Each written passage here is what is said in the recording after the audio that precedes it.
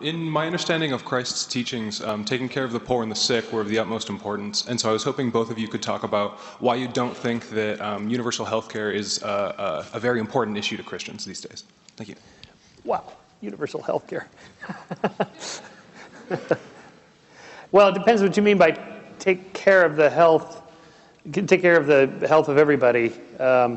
Yes, of course, we're all in favor of that. Everybody should have health insurance. Insurance goes back centuries, the idea. It's a great idea. The question is, who should pay for it? How should this be paid for?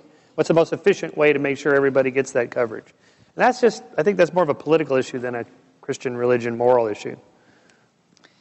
Yeah, I think there's also the question of, I think the question is often ignored in these contexts is that whenever the government is involved, there's an element of compulsion.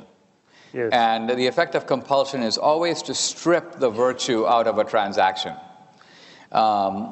If, Michael, if you and I are walking on the beach and I'm hungry and you have a sandwich, and I say, Michael, I'm hungry, give me your sandwich.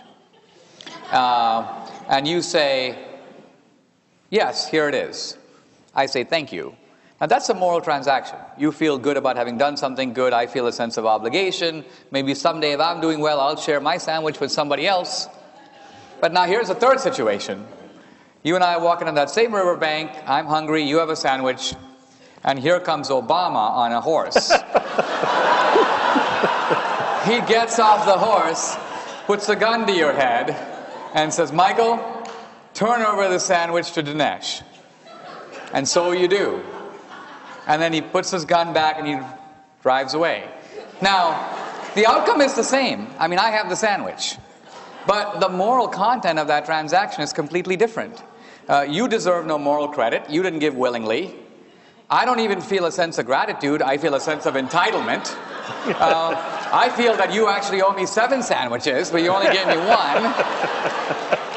So you can see how the whole thing is confused when you bring in the element of coercion. Indeed.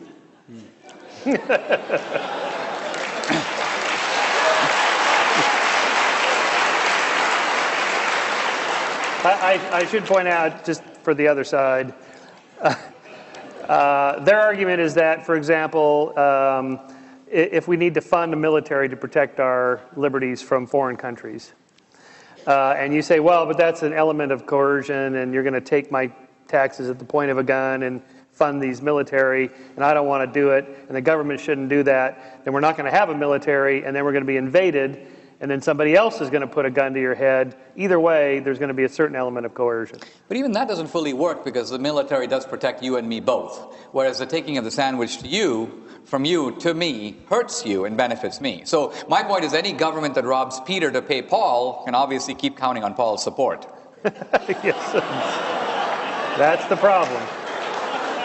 Okay, let's move to the next question. Mr. D'Souza, you began with humans are bent or inherently morally imperfect. In the sandwich reference, you presumably believe that Obama should not hold the metaphorical gun to Sherman's head, that he will share that sandwich freely. If humans are not inherently moral, how is this a valid expectation, and why should Obama not hold the gun to Sherman's head, so to speak?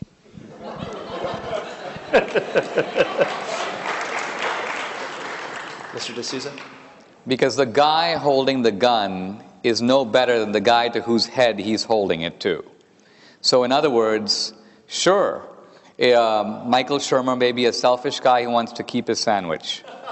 But nevertheless, let's consider the motives of the guy with the gun.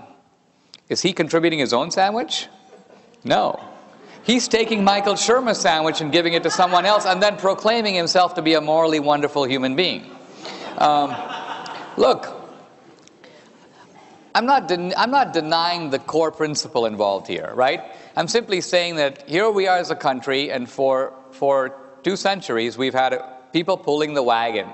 And we recognize, and I would agree, that there is a group of people, and you can disagree about how many, but I would say about 10% of people who are weak and disadvantaged and need to sit in the wagon and have the rest of us pull that wagon. Okay? Now, again, you can disagree about how many people should be in the wagon, but that number of people has been increasing considerably. This was kind of what Romney's getting at, that at some point there are more people in the wagon than there are pulling. And then people who are pulling begin to think, well, maybe I should stop pulling and get in the wagon. It's kind of nicer in the wagon. And what my criticism of Obama is, instead of saying, listen, I really want to thank the people who are pulling the wagon, he goes, the people who are pulling the wagon are greedy, selfish, and materialistic. And the people sitting in the wagon are wonderful. He is morally demonizing the wagon pullers and championing the superior morality of the guys who are sitting in there. And all I'm saying is this is an inverted morality. The guys who are actually contributing to help the disadvantaged, these are the sacrificial people of our society, and they're the ones who deserve a little more credit. Next question, please.